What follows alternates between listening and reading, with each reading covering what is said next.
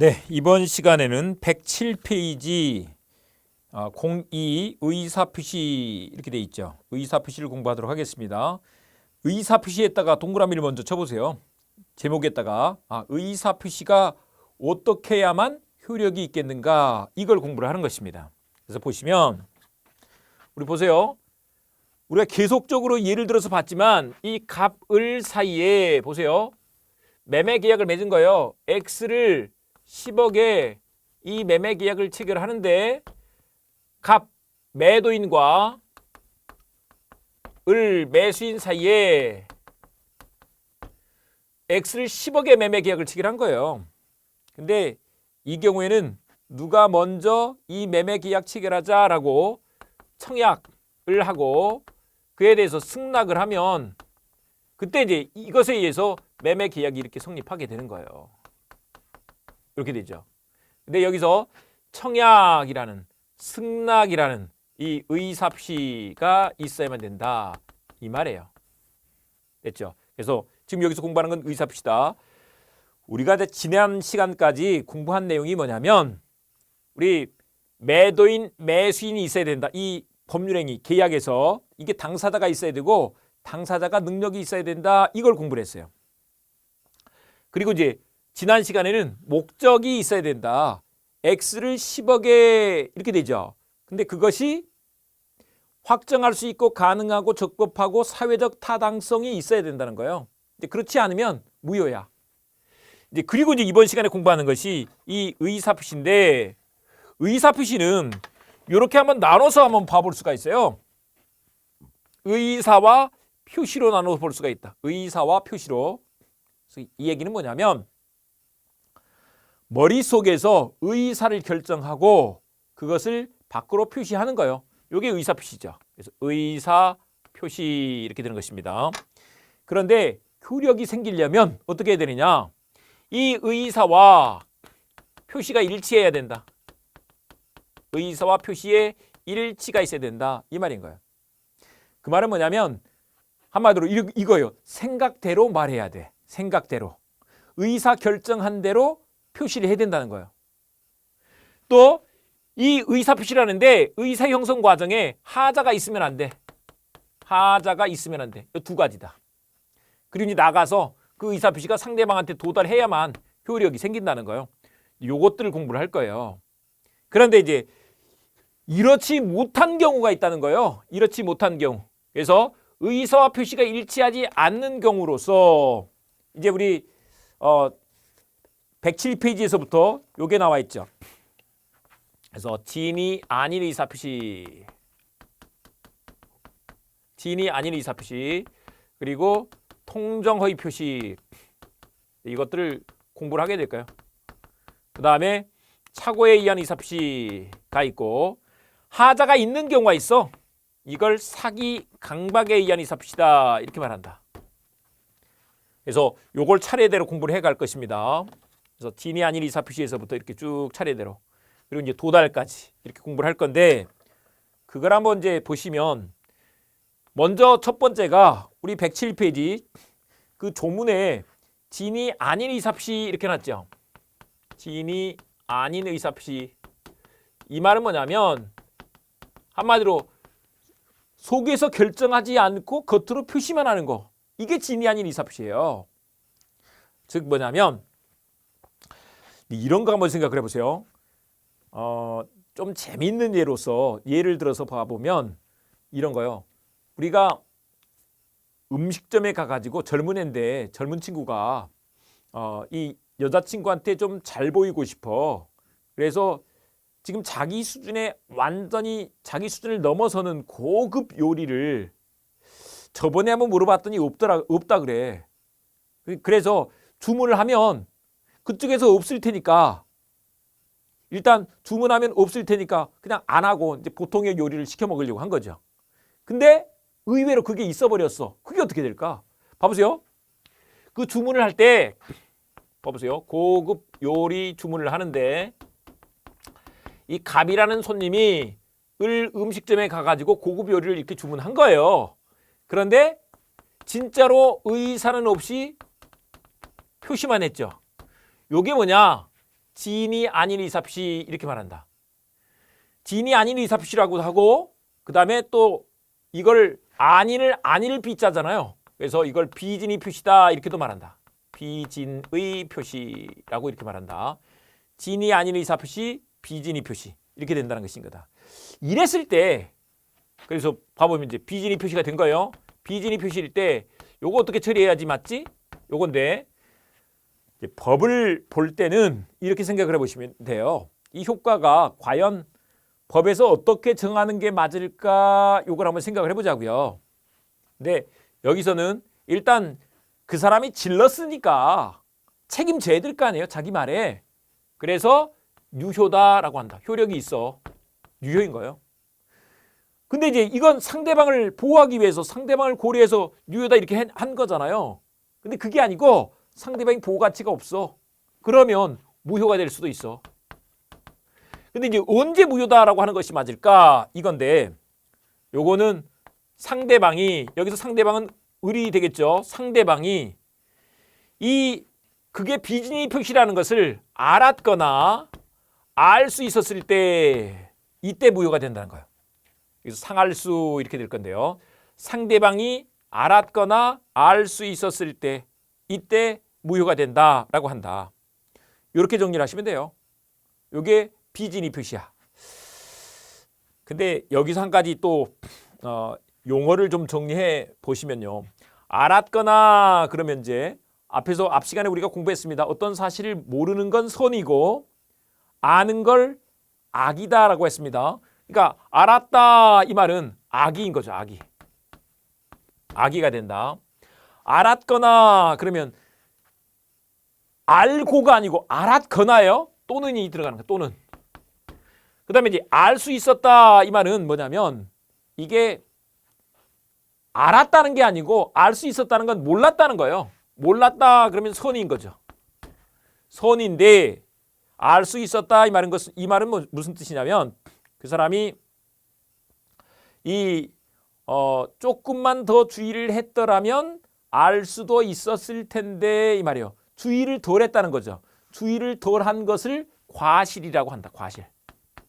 그래서 과실이 있었다 이렇게 말한다. 그래서 근데 악의가 되고 이때는 선이란 말은 안 쓰고 과실 이러면 돼요. 그래서 악의 또는 과실일 때 그때 무효가 된다 이렇게 말한다. 용어의 문제요. 또 이것도 지금 막 다 알려고 하실 필요 없어. 그냥 이렇게 들어두시면 다음번에 공부하시면서 더 알게 되니까 뭐 용어 이 정도만 해두시면 됩니다. 근데 이제 이거 반대말도 한번 생각해 볼까요? 악의 반대는 선이야. 그 다음에 과실이 없는 것을 무과실 이렇게 말해요. 됐죠? 여기다 정리해 보죠. 악의 반대는 선의가 되고 그다음에 이제 과실 반대는 무과실이 돼. 그래서 상대방이 선이 무과실이면 유효야. 근데 상대방이 악의 또는 과실이면 무효가 돼. 이걸 상할수면 무효가 돼. 이렇게 말한다는 것이다. 됐죠? 요게 진이 아닌 의사표시다. 근데 이걸 풀어서 봤더니 이제 이렇게 보시면 돼요. 어쨌거나 갑이 의사표시를 했는데 그 의사표시한 것에 대해서 그 표시에 대응하는 의사가 없는 거예요. 한마디로 주문 의사가 없이 주문만 한 거야. 이 말인 거죠. 그런데 그걸 본인이 알고 한 거야. 표의자. 근데 의사표시라는 사람을 표의자 이렇게 말하는데 표의자가 알고 한 것을 말한다. 표의자 또는 이제 의사표시자 이렇게도 말할 수 있는데 의사표시를 한 사람, 이 사람이 의사표시자야. 이걸 그냥 좀 더 줄이면 의사표시한 사람 이렇게 해서 표의자 이렇게 된다는 것이다. 이게 비진의 표시가 된다는 것인 거죠. 네, 요거를 일단 교과서로 한번 체크를 좀 해 보시고 갈 건데요. 우리 제107조에 보시면 금방 우리 제목에서 동그라미 쳤습니다. 진이 아닌 의사표시 동그라미. 그리고 1번 1항에 보시면 이제 그 조문을 읽을 때 동그라미 이렇게 돼 있죠. 동그라미 1을 뭐라고 하느냐? 제1항 또 2를 제2항 이렇게 읽는다. 제107조 제1항 이렇게 되죠. 제107조 제2항 이렇게 되고. 근데 그 제자는 순서, 차례가 있다 이 말인 거예요. 그러니까 107번째 순서로 나오는 조문인 거죠. 이게 제107조예요.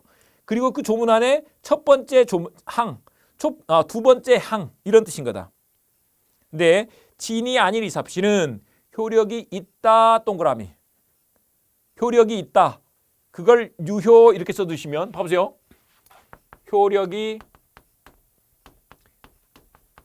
있다. 있다가 있을 유자잖아요. 유효. 그래서 효해서 효력이 있다. 그러면 유효 이렇게 된다는 것이다. 유효. 됐죠? 그래서 용어가 이렇게 된다는 것입니다. 그러나 상대방이 거기서 상에다 동그라미 치고요. 진이 아님을 알았거나 알 동그라미. 이를 알 수 있었을 경우에는 여기서는 수 동그라미. 알 수 있었을 경우에 수 동그라미, 무효 동그라미. 그래서 상할 수일 때 무효가 된다 이 말인 것이다. 됐죠? 그래서 비진이 표시는 원칙이 유효, 상선무일 때. 근데 상할 수일 때 무효가 된다 이 말인 거다. 그러니까 이걸 적용을 시켜보면 고급 요리를 주문했는데 이게 음식점에서 그런 내용 모르고 주문 받았으면 그대로 효력이 있는 거죠. 유효야. 그런데 음식점에서도 제가 진짜 마음이 있는 게 아니구나 하는 것을 알았거나 알 수 있었다. 그러면 무효가 된다는 거죠. 이렇게 처리가 된다는 것이다. 네, 여기서는 이 정도 봐두시고 가면 되겠고요. 그 다음에 이제 108페이지로 넘어가셔서 보시겠습니다. 거기 제목에 통정 허위 표시 이렇게 돼 있죠. 통정 허위 표시. 예, 거기다 동그라미 치고요. 이제 내용으로 가셔서 한번 봐보도록 할게요. 통정 허위 표시라는 것은 이런 거예요. 보시면 말 자체에서 통정을 했네. 그리고 가짜로 의사 표시를 한 거야. 사실 통정 허위에 의한 의사 표시인 건데 줄여서 통정 허위 표시 이렇게 하는 거죠. 통정은 통정해서 통정이란 말이 뭘까? 그러면 통정은 짜고 이 말이에요. 둘이서 좋다고 하면서 한 거죠. 일방적으로 한 게 아니야. 진이 아닌 의사 표시는 일방적으로 한 거죠. 그래서 그걸 단독 허위 표시다라고도 이렇게 말해요. 단독 허위 표시다. 그런데 통정 허위 표시는 둘이 짜고 한 거야. 통정. 그리고 이제 허위, 가짜로 의사 표시를 한 거야. 이 말인 것입니다. 예를 들면 이제 이런 사례를 한번 생각을 해보세요. 진짜로 많이 나오는 사례인데 갑이 이 채무자인데 채권자가 예를 들면 채권자 A가 강제 집행을 하려고 하니까 갑이 자기 아파트 있는 X를 을한테 가짜로 판 것처럼 해서 가짜로 이걸 가장 이렇게 말합니다. 가장 매매를 하고 등기까지 해줬어. 이런 경우란 말이에요. 근데 봐보세요. 이 얘기가 뭐냐면 갑 입장에서 봤을 때 이거 실제로 소유권을 넘길 의사는 없었어. 그런데 뭐는 있었느냐? 넘기겠다 하는 표시가 있었던 거죠. 의사와 표시가 일치하지 않아. 일치하지 않는 거죠. 생각 없이 표시만 있는 거야. 이 말인 거잖아요. 을 입장에서도 이게 나중에는 어쩔지 몰라도 일단 내가 그거 내 거로 한다 하는 의사 없이 표시를 한 거예요. 표시를 이렇게 했어. 근데 이걸 봐보세요. 이거를 둘이 통정을 한 거죠. 한마디로 짜고 한 거야. 통정이라는 것은 정을 통했다. 이런 얘기인데 그 뜻을 나눈 거죠. 그 뜻이 통했어. 가짜로 하기로. 이런 얘기다. 통정을 한 거야. 통정. 갑을 간에. 이제 짜고 이렇게 말할 수 있어. 짜고. 또는 이제 이걸 양해라는 표현을 쓸 수도 있어. 서로 양해하고 진짜로 넘기는 건 아니다. 양해를 하고 이렇게 한 거예요. 요게 가장매매 이제 법률행위가 되면 가장행위 또 매매가 되면 가장매매가 되는데 통정허위 표시가 있는 거죠. 그래서 요게 통정허위 표시가 된다. 근데 통정허위 표시가 있으면 이 경우에는 봐보세요. 이 경우에는 어쨌거나 둘이 다 알고 짜고 한 거잖아요. 그러니까 효력이 있을 수가 없어 이 말인 거야. 통정허위 표시는 무효야. 그래서 여기서 만약에 매매를 원인으로 해서 등기까지 해줬어도 이건 무효이기 때문에 소유권이 을에게 넘어갈 수가 없다는 것인 거죠. 됐죠? 통정허위 표시. 그런데 이제 이런 경우는 이런 문제가 생길 수가 있어요. 특히 이 사람이 사실 뭐 을이나 갑이나 이게 사회적으로 봤을 때 권장할 만한 일은 아니잖아요. 그러니까 갑이 잘했다, 을이 잘했다 이렇게 말할 수가 없어. 그래서 보통 이런 사람들이 또 뭘 하느냐, 매매로 팔아치우는 경우들이 많이 생긴단 말이에요. 팔아치워버리는 경우가. 요게 이 사람들과 상관없는 사람인 거죠. 이 사람을 제3자라고 이렇게 말한다. 제3자. 제3자라고 한다. 그런데 보통의 경우에 이 병은 이런 내용을 몰랐어. 그래서 선이다 이렇게 말한다. 선의 제3자가 된다는 것인 거다. 원래 이 무효는요. 원래 무효는 원칙적으로 보면 갑, 을 사이에서뿐만 아니라 다른 사람들 누구와의 관계에서도 무효인 거야. 효력이 없는 거야.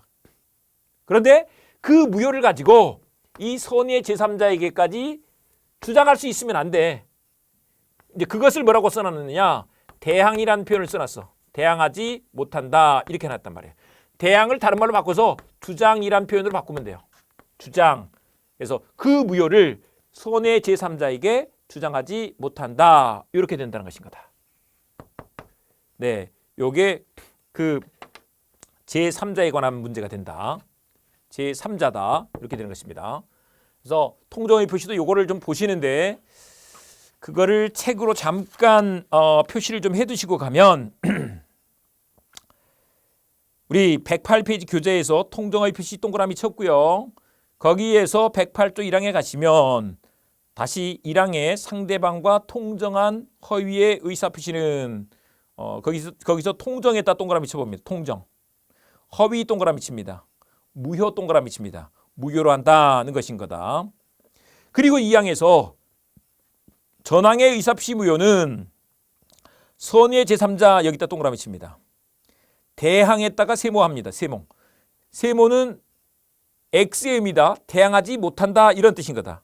대항하지 못한다 이런 뜻이 된다. 네, 그래서 선의 제3자에게 대항하지 못한다 이렇게 된다는 것입니다. 이 그 제3자에 관한 내용들만 좀 봐주시면 되고요. 1번의 의의에서는 두 번째 줄에 가장행위 여기다 동그라미 칩니다. 가장행위 짜고 하는 가짜 행위를 한 거죠. 그래서 요 정도만 통정허위 표시에서는 봐두시면 되겠다. 근데 중요한 거 봤어요. 여기 봤더니 분명히 갑, 을 두 사람 사이에서 이 통정허위 표시는 무효인데 원래 무효는 원칙적으로 보자면 그 무효를 다른 제3자한테도 주장할 수 있는 거예요. 그런데 이때 이 사람이 그런 걸 몰랐어. 선의 제3자가 됐어. 그러면 그 사람한테는 그 무효를 주장하지 못한다는 것인 거다. 그래서 그 대항 밑에다가 주장 이렇게 써둡니다. 대항하지 못한다. 그 무효를 주장하지 못한다. 이렇게 돼서 이게 어떤 식으로 나타나느냐. 만약에 매매를 통해서 소유권 이전 등기까지 병한테 해줘버렸어. 법적으로 보면 을이 소유자가 아니기 때문에 병한테 넘겨줄 수 없는 건데 이게 병이 그걸 모르고 사서 등기까지 해버리면 갑이 야 돌려줘 병한테 이렇게 말을 못하게 된다는 것인 거죠. 네, 그럴 때 의미가 있는 것인 것이다. 이렇게 보시면 되겠습니다. 네, 이렇게 봐두시고요. 그 다음에 이제 우리 109페이지로 가셔서 보시면 착오로 인한 의사표시가 나와 있습니다. 착오로 인한 의사표시가 나와 있는데 거기 착오에다가 동그라미 치겠습니다. 착오로 인한 의사표시 여기 보시면 요걸 한번 생각을 해보자고요. 이 갑, 을 사이에 X매매 계약을 체결했는데 계약을 체결할 때 이걸 10억 이렇게 표현하려고 그랬는데 갑이 동그라미를 덜 쳐서 1억이 돼버린 거예요. 1억에 이렇게 계약이 되고 이랬을 때 봐보세요. 원래 갑의 의사는 뭐였었느냐면 10억이었어. 10억. 그런데 착각해서 동그라미를 잘못 쳐버렸어. 표시. 이렇게 돼버린 거야. 표시가 1억으로 돼버렸어. 의사와 표시가 일치하지 않죠. 그러니까 한마디로 여기서 이제 1억을 중심으로 보자면 1억에 대한 표시는 있는데 그 의사가 없는 거잖아요. 1억에 대한 의사가 있는 게 아니고 10억에 대한 의사가 있는 거잖아요. 10억이 있다는 게 중요한 게 아니고 1억이 아닌 거야. 그런데 그걸 모르고 한 경우, 갑이 모르고 그렇게 계약을 체결했어. 이런 걸 뭐라고 하느냐? 착오로 인한 의사표시다, 이렇게 말한다는 것이다. 우리가 의사표시를 하는데 착오로 의사표시를 했단 말이에요. 근데 착오로 의사표시를 했을 때 그것을 효력이 있다고 할 것이냐, 이게 문제가 되겠죠. 효력이 있다고 할 것이냐. 근데 생각을 해보세요. 자기가 착각해서 말 잘못했는데 이걸 가지고 누구한테 덤태기를 씌우겠냐고요. 그러니까 그 경우는 자기가 책임지는 게 맞아. 유효다, 이렇게 봐야 된다. 그런데 이제 법에서 생각하기에 야, 이거 좀 너무 심한데? 그러면 자기가 한 말을 취소할 수 있도록 해주는 거예요. 이게 착오로 인한 의사표시야. 됐죠? 아니, 원래 지금 말을 자기가 잘못했으니까 자기가 책임져야 되는 게 맞잖아요. 근데 그게 너무 심해. 그러면 취소할 수 있도록 해준다, 이 말인 거다. 그래서 이제 보시면 착오로 인한 의사표시는 이건데 언제 취소할 수 있는 것으로 하느냐, 이건데요. 법률행위 내용의 중요 부분에 착오가 있을 때, 법률행위 내용에 중요 부분에 착오가 있으면 취소권을 인정해 주겠다, 이 말인 거예요. 표의자한테 취소권을 인정해 주는 거죠. 여기서 보세요. 내용에 착오해야 돼. 그리고 중요 부분에 착오해야 돼. 이렇게 해놓고 있는 거예요. 그런데 만약에 이 경우에 있어서도 이제 기본 원칙만 좀 공부합니다. 의사표시라는 사람, 표의자가 중과실로 그것을 모르고 의사표시를 한 거예요.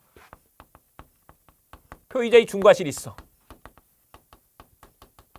그러면 취소권을 인정할 수가 없겠다. 이렇게 또 하는 게 맞다는 거예요.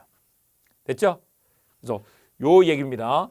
여기서 우리 몇 가지만 한번 살펴보고 가자고요. 그래서 이 취소와 관련해서 착오로 인한 의사표시에서 취소 요건은 법률의 내용의 중요 부분에 착오해야 돼. 그리고 표의자의 중과실이 있으면 취소권이 인정되지 않아. 이렇게 될 건데, 내용의 착오와 관련해서 아까 우리 봐보세요. 동기의 착오가 있었죠? 동기의 착오. 동기는 뭐가 아니라고요? 동기는 내용이 아니야. 그러니까 예를 들면 이런 거죠. 내가 거기다가 공장을 지으려고 땅을 샀어. 근데 그 공장을 지으려고 하는 것은 동기란 말이에요. 자기 동기야. 거기서 내용이 되는 것은 그 땅값을 예를 들면 10억, 20억 또는 100억 주겠다 하는 거. 그게 내용이란 말이에요. 공장 지으려고 하는 건 자기 동기야. 근데 알고 봤더니 거기가 그린벨트 지역이어가지고 공장을 지을 수가 없다는 거예요. 근데 그거는 자기만의 동기에 착오가 있는 거죠. 근데 어쩌라고? 그 사람 입장에서, 판 사람 입장에서는 잘 팔려서 좋았는데 이제 와가지고 뭐 내 공장을 지을 수 없으니 취소하겠다, 이러면 말이 안 될 거 아니냐고요. 그래서 앞에서 우리 동기의 불법에서도 그랬지만 여기서 동기의 착오에서도 일단은 그것을 고려하지 않는다라는 것이다. 예외적으로 고려할 수 있게 되는데 그건 나중에 공부하자고요. 일단 동기는 내용이 아니니까 고려하지 않는다. 이거 한번 봐두시겠습니다. 그래서 동기는 내용이 아니다, 이런 측면으로 보시면 되고요. 그 다음에 이제 중요 부분에 착오해야 돼. 중요하다고 봐야 돼. 이 정도만 봐두시고. 그 다음에 이제 표의자의 중과실이 있으면 취소권이 인정되지 않는다는 건데, 이 중과실에 관해서 잠깐 정리를 좀 하고 가셔야 돼요.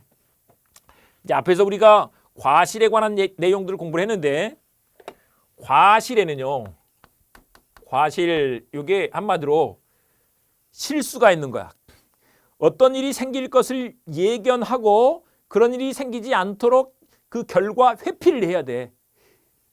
조금 어려운 말을 썼는데 그런 거 생길 줄 예견하고 회피할 수 있어야 된단 말이에요. 아니, 이런 거 생각해 보시면 돼요. 우리가 잘 아는 길들에서 보면 예를 들면 학교 앞에 가면 애들이 튀어나올 가능성이 많잖아요. 그러니까 그런 데서는 일부러 속도 줄이고 가면서 애들이 튀어나와도 애들 받지 않을, 그러니까 교통사고 안 내도록 주의해야 된단 말이에요.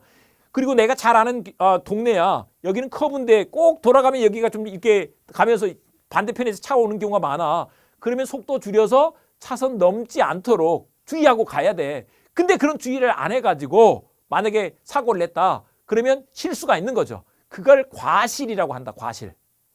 근데 그걸 이제 만약에 일부러 그랬어. 그러면 그건 고의로 한 거예요. 고의로. 그래서 고의가 있거나 과실이 있거나 이럴 때 책임을 지는 거죠. 근데 이 과실을 또 두 가지로 나누어서 과실이 조금 과실이 있는 거야. 그게 경과실이에요. 경과실. 근데 과실이 아주 심해. 그러면 그것을 중과실이라고 한다. 그래서 과실의 경과실과 이렇게 중과실이 있는데 여기서는 이제 중과실이 있을 때만 취소를 못 한다는 거야. 경과실로는 취소를 할 수가 있어. 근데 법에서요. 법에서 이게 원칙이거든요. 경과실이 원칙이야.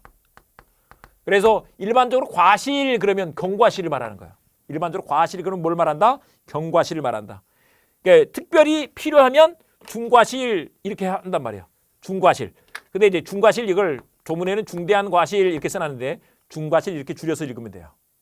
됐죠? 그래서 중과실이 있을 때 취소 못한다. 이렇게 된다는 것이다. 요걸 보시면 돼. 그래서 요 내용을 잠깐 좀 체크를 하고 가시면요. 잠깐 체크를 하고 가시면 우리 109조에 보시면 109조에서 1항에서 의사표시는 법률행위 내용의 내용 동그라미, 중요 부분 동그라미, 착오 동그라미. 그래서 법률행위 내용의 중요 부분에 착오했을 때 취소 동그라미, 취소할 수 있다는 것인 거다. 물론 이제 취소를 하면 취소할 수 있다는 것은 일단 그 법률행위, 계약이 일단은 유효한데 나중에 취소하면 처음부터 무효가 된다. 소급해서 무효가 된다. 이런 표현을 쓰는데 처음부터 소급해서 이 말이 처음부터 이런 뜻인 거다. 처음부터 무효가 된다. 소급해서 무효가 된다. 이렇게 말한다. 그러나 그 착오가 표의자의 중대한 과실 세모, 중대한 과실이 있으면 취소 못한다. 그러니까 중대한 과실 세모는 중대한 과실이 있으면 취소 못한다. 이런 뜻인 거다. 그 앞에 표의자 이렇게 써놨죠. 이 표의자는 의사표시자를 말한다. 그래서 의사표시자가 중대한 과실로 그렇게 했어. 그러면 취소 못한다. 이 말인 거다.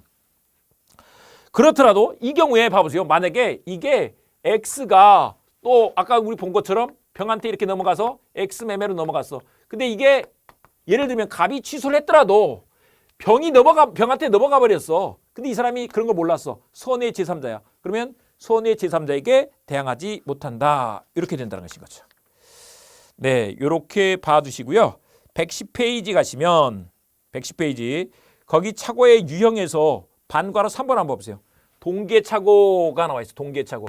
이 동기에다가 세모를 일단 해줍니다.